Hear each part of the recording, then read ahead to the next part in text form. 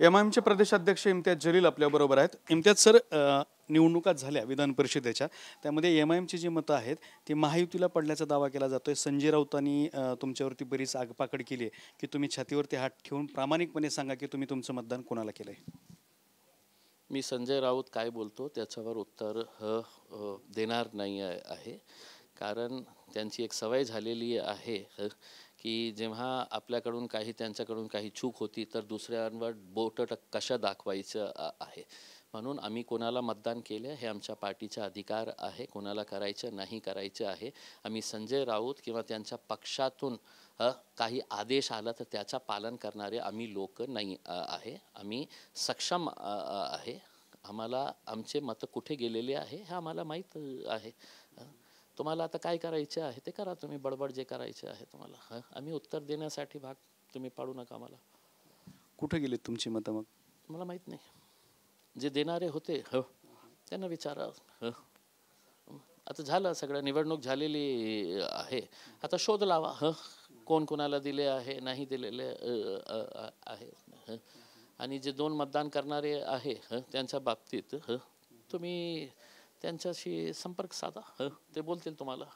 संजय राऊतांचा आरोप आहे की 10 कोटी ते 25 कोटीपर्यंतच्या रकमा दिलेल्या आहेत, काहींना जमिनी दिल्या, टेम्पो आणि ट्रक भरून पैसे दिलेले आहेत. समाजवादी आणि एमआयएमनी जे मतदान केलं ते गुप्त मतदान, तर ते असे सगळे एकत्रित आरोप करतायत संजय राऊत. आरोप करण्यामध्ये काय आहे? मीही आरोप करू शकतो ना की शिवसेनेचं मत खूप फुटलेले होते आणि खूप सारे ट्रक्स जे आहे ना ते मातोश्रीच्या बाहेर उभे होते, त्याच्यामध्ये कोट्यवधी रुपये होते.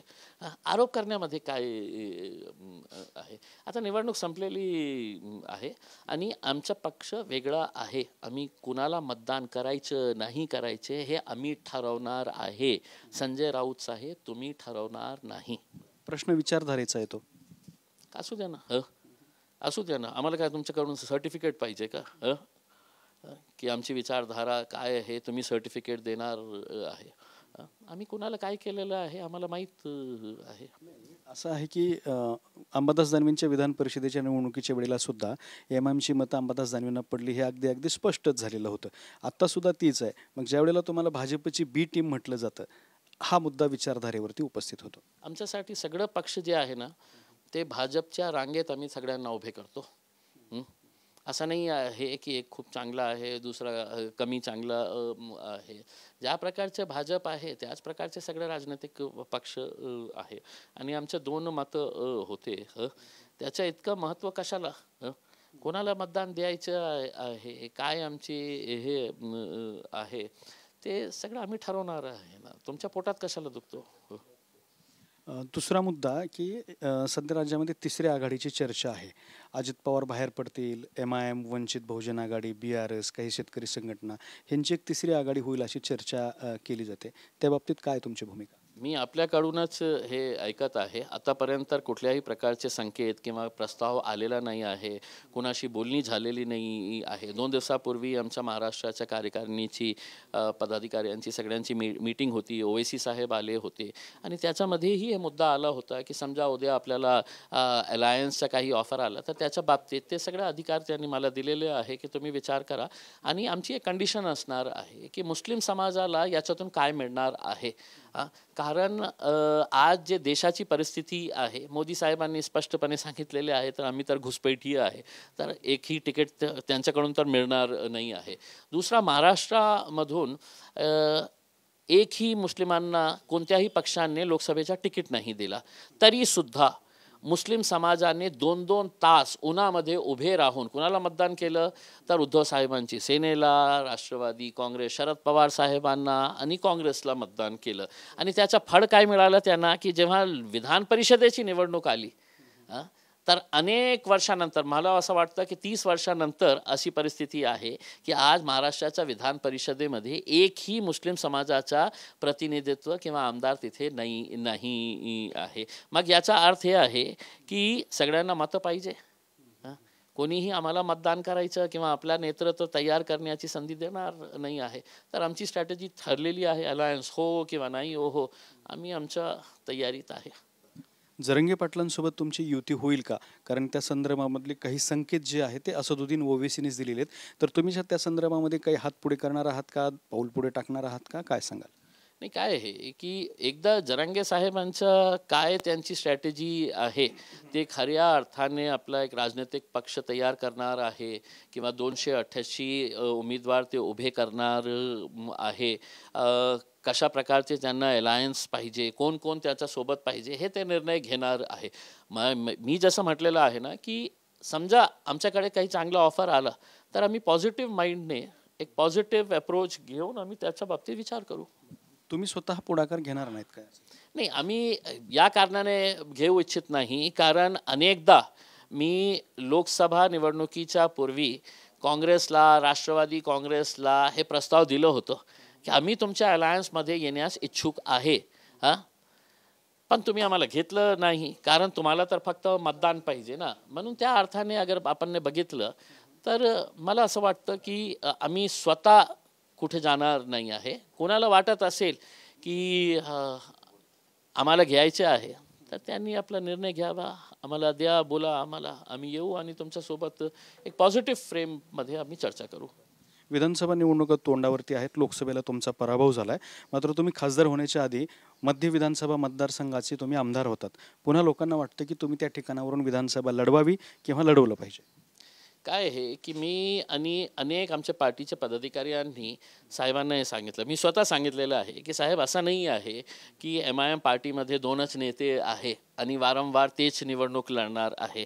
खूप सारे नवीन चेहरे आहेत, त्यांनाही संधी देण्याची आवश्यकता आहे.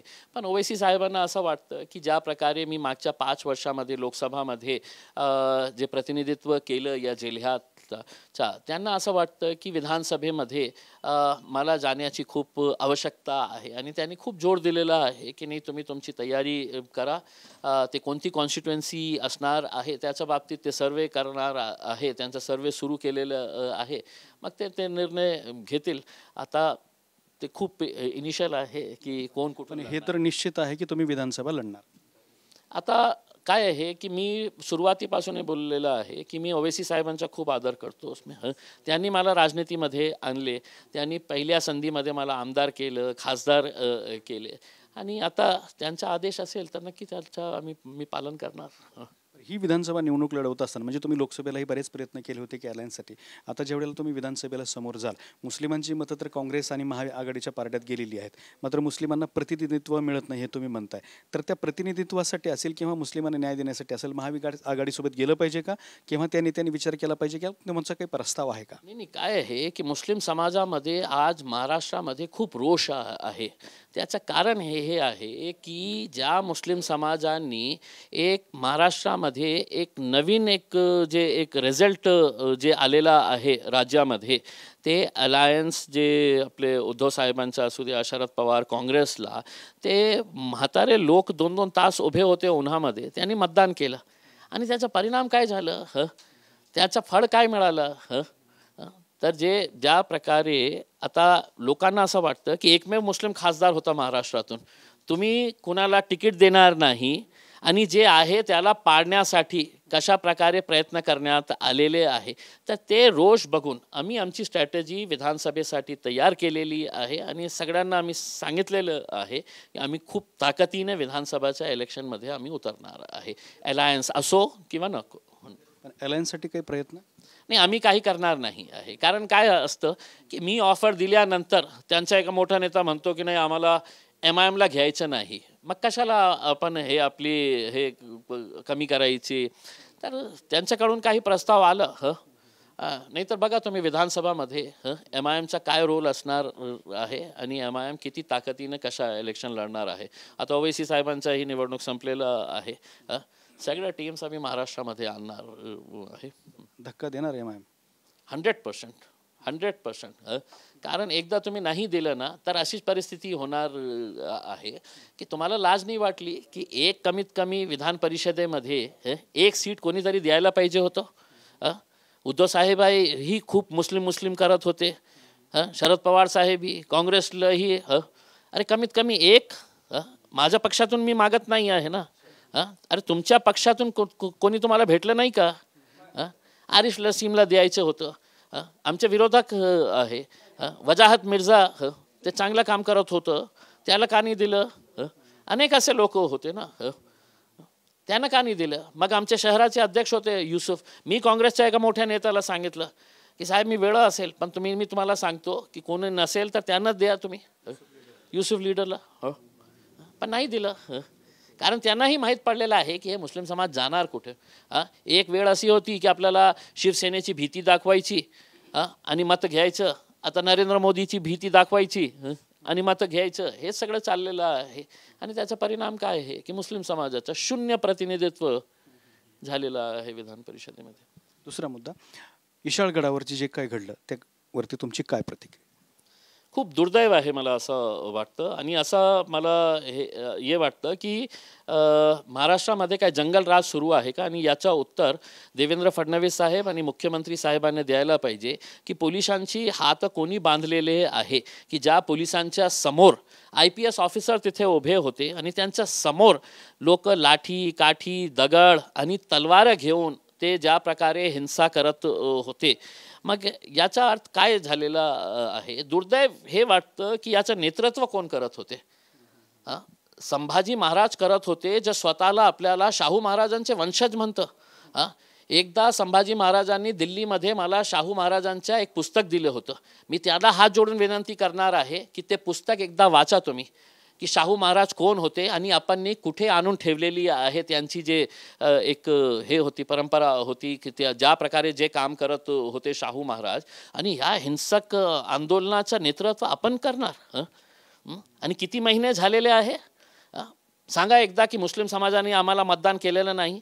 शाहू महाराज आज दिल्लीपर्यंत गेलेले आहे, तर त्याच्यामध्ये मुस्लिम समाजाचा किती मोठा सिंहाचा वाटा आहे.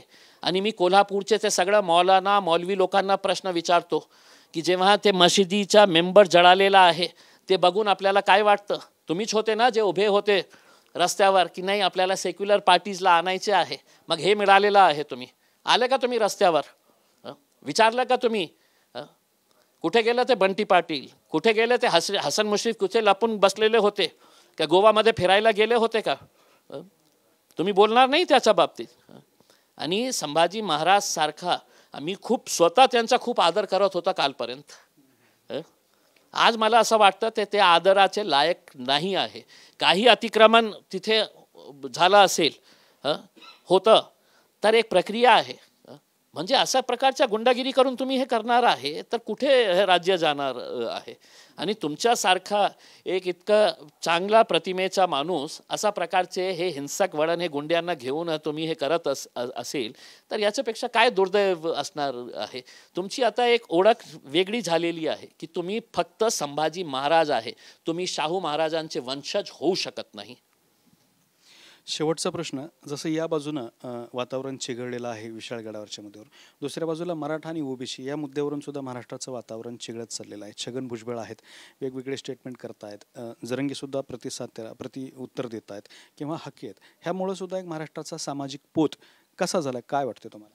नाही, काय आहे की आज महाराष्ट्राची जी राजनैतिक परिस्थिती झालेली आहे, आपण जे अनेक हे जे लोक आहे हे सगळं आपल्या भाषणाची सुरुवात कशा करतो की हे फुले, शाहू, आंबेडकर, छत्रपती शिवाजी महाराज, छत्रपती संभाजी महाराज यांचं राज्य आहे. आणि या राज्याला कुठे आणून ठेवलेले आहे आपण, याच्या बाबतीत स्वतः आपल्याला विचार करण्याची आवश्यकता आहे मला असं वाटतं. तर हे होते इम्तियाज जलील यांनी आपली सविस्तर प्रतिक्रिया दिलेली आहे.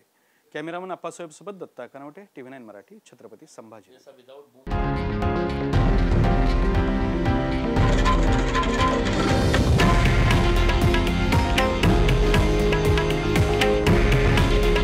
हे आहे देशातील नंबर 1 न्यूज नेटवर्क आणि आपण पाहत आहात TV9 मराठी. काळजी तुमची, हित महाराष्ट्राचं.